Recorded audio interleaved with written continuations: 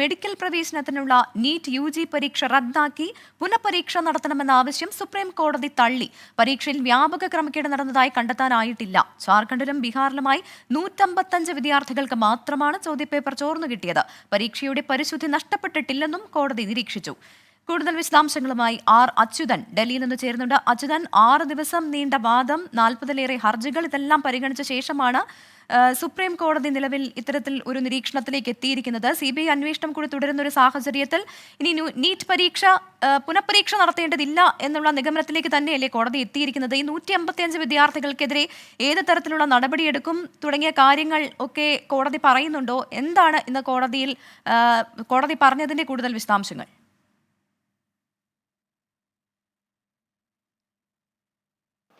പ്രവിധ, ഈ ഹർജികളിൽ പ്രധാനമായും പുനഃപരീക്ഷ ആവശ്യപ്പെട്ട് നൽകിയ ഹർജികളിൽ സുപ്രീം കോടതി പരിഗണിക്കുന്ന ആദ്യ ഘട്ടത്തിൽ തന്നെ വ്യക്തമാക്കിയതാണ് ഈ പുനഃപരീക്ഷ എന്നുള്ളത് വ്യാപക ക്രമക്കേട് കണ്ടെത്തിയാൽ മാത്രം ആ ഒരു സാധ്യതയെപ്പറ്റി ചിന്തിച്ചാൽ മതി എന്നുള്ളതാണ്. കാരണം 24 ലക്ഷം വിദ്യാർത്ഥികളുടെ ആശങ്ക അത് പരിഗണിക്കാതെ കോടതിക്ക് മുന്നോട്ട് പോകാൻ കഴിയില്ല എന്നുള്ളത് ആദ്യഘട്ടത്തിൽ തന്നെ വ്യക്തമാക്കിയിരുന്നു.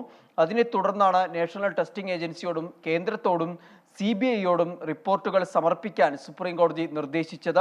അന്വേഷണത്തിന്റെ തൽസ്ഥിതി റിപ്പോർട്ട് CBIയും സമർപ്പിച്ചു.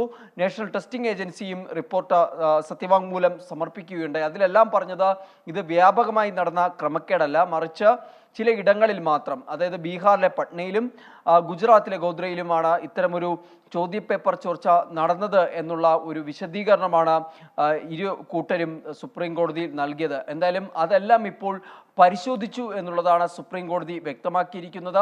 നാഷണൽ ടെസ്റ്റിംഗ് ഏജൻസിയുടെ സത്യവാങ്മൂലവും CBI നൽകിയ തൽസ്ഥിതി റിപ്പോർട്ടും സസൂക്ഷ്മമായി പരിശോധിച്ചുകൊണ്ട് തന്നെ ഒപ്പം മദ്രാസ് IITയുടെ റിപ്പോർട്ടും പരിശോധിച്ചിട്ടുണ്ട്. ഇതിൻ്റെ എല്ലാം അടിസ്ഥാനത്തിൽ വ്യാപകമായ ഒരു ക്രമക്കേട് നടന്നിട്ടില്ല എന്നുള്ളത് കണ്ടെത്തിയിട്ടുണ്ട്. പക്ഷേ പരീക്ഷ നടത്തിപ്പിൽ ചില സാങ്കേതിക പിഴവുകൾ സംഭവിച്ചു. അതായത് ഈ ചോദ്യപേപ്പർ റിക്ഷകളിൽ അടക്കം കേന്ദ്രങ്ങളിലേക്ക് എത്തിച്ച കാര്യങ്ങൾ കൂടി ഈ ഉത്തരവിന്റെ ഭാഗമായി സുപ്രീം കോടതി പറയുകയുണ്ടായി.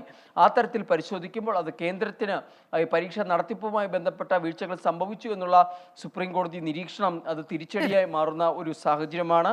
എന്തായാലും അതെല്ലാം കണക്കിലെടുത്ത് 155 വിദ്യാർത്ഥികൾക്കാണ് ഈ ചോദ്യപേപ്പർ ചോർച്ചയുടെ അല്ലെങ്കിൽ അതിൻ്റെ ലാഭം ലഭിച്ചത് എന്നുള്ളതും കോടതി നിരീക്ഷിക്കുകയുണ്ട്. ഇതിൻ്റെ എല്ലാം അടിസ്ഥാനത്തിലാണ് ഇപ്പോൾ നീറ്റ് പുനഃപരീക്ഷ വേണ്ട എന്ന നിലപാടിലേക്ക് ഇപ്പോൾ സുപ്രീം കോടതി എത്തിയിരിക്കുന്നത്. പ്രവിധ, അച്യുതനാണ് വിവരങ്ങൾ നൽകിയത്. മെഡിക്കൽ പ്രവേശനത്തിലുള്ള നീറ്റ് UG പരീക്ഷ റദ്ദാക്കി പുനഃപരീക്ഷ നടത്തണമെന്ന ആവശ്യം സുപ്രീം കോടതി തള്ളി.